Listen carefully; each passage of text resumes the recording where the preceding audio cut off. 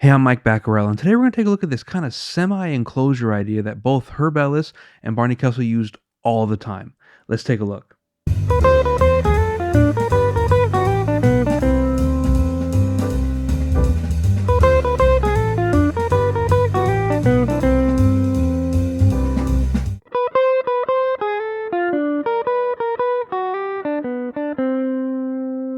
Before we get started, if you enjoy the video, please give it a like. That really helps the channel to grow. And if you're new here and you enjoy this sort of content, I release new jazz guitar lesson videos every single week. So please be sure to subscribe and ring the notification bell so you can stay up to date with my newest videos. And if you're interested in supporting me further, please consider checking out my Patreon, where I release PDFs for each and every one of my lesson videos, as well as a weekly jazz solo transcription. So for as little as $5 a month, you get access to over 100 lesson PDFs and over 100 solo transcriptions. There's a ton of stuff to practice there. Now let's get started.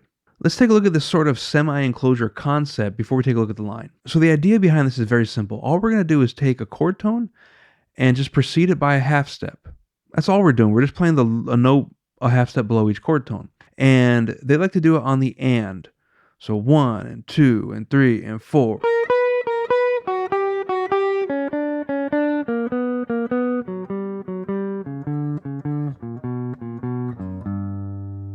And so I was outlining a G major triad there, and I'm using this shape.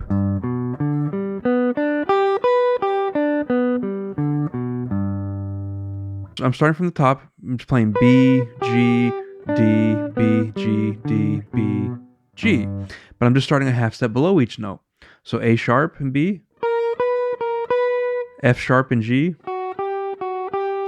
C sharp and D, and so forth. Now for fingering, I like to use my first and second finger for most of the notes. However, for the top note, oftentimes I'll use my third and fourth finger and then readjust my first and second for the rest of the line. And of course we could take that and apply it to any chord we want, any different quality of chord. And I only did triad. You could add the seventh, you could add the ninth, you could add the sixth, you could add whatever note and just proceed it by a half step in that same fashion, and you'll get a really cool idea. Now that we have the concept, let's take a look at the line. Both of the lines we have today are 2 5s in the key of C major. So we have D minor 7, G7, and C major 7. And I'm going to start this line by preceding the C, which is the flatted 7th of the chord, by a half step with the B. And then I'm going to do the same with the 5th. And then F, D. And I'm starting on the and of 4. So 1, 2, 3, 4, and 1, and 2, and 3, and 4. Now on the and of 4 of this first measure, I'm going to lead into the G7. So same basic idea. I'm going to precede the B with an A sharp, and then F sharp, G, D, B, D, C. And I'm enclosing the C to end. So here's our full line.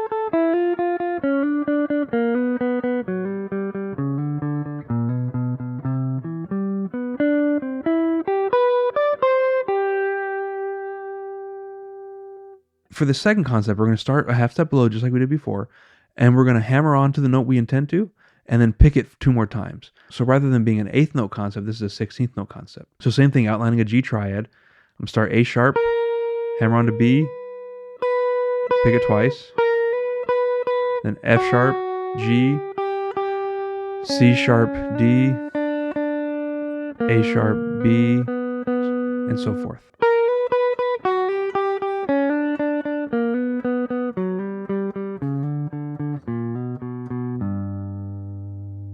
And just like before, you could take any chord tone, any chord type, anything you can imagine, you could apply this concept to. In addition to using hammer-ons, you could also use slides for articulation.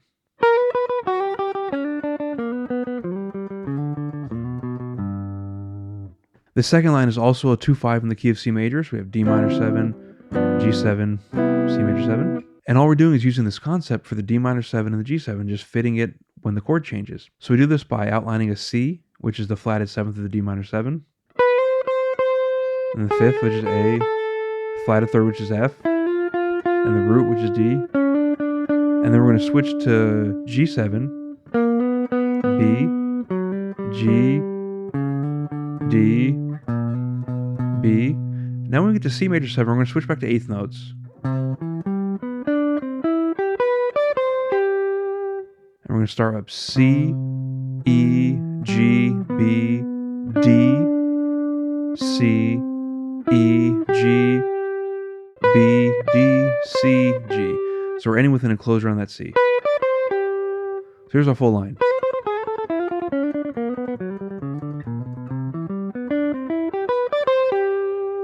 So I hope you enjoyed taking a look at this signature Barney Kessel and Herb Ellis idea. They both use this quite a bit, and you can get a ton of use out of this because you can use this just about anywhere. Now, Barney Kessel and Herb Ellis both use this in their chordal soloing. So if you want me to cover a lesson on that, please let me know in the comments. I would love to take a look at that as well. And as always, if you want to practice this more, the PDF's available on Patreon. I'll leave a link in the comment. Thanks for checking out today's lesson. Keep practicing. I'll see you next time.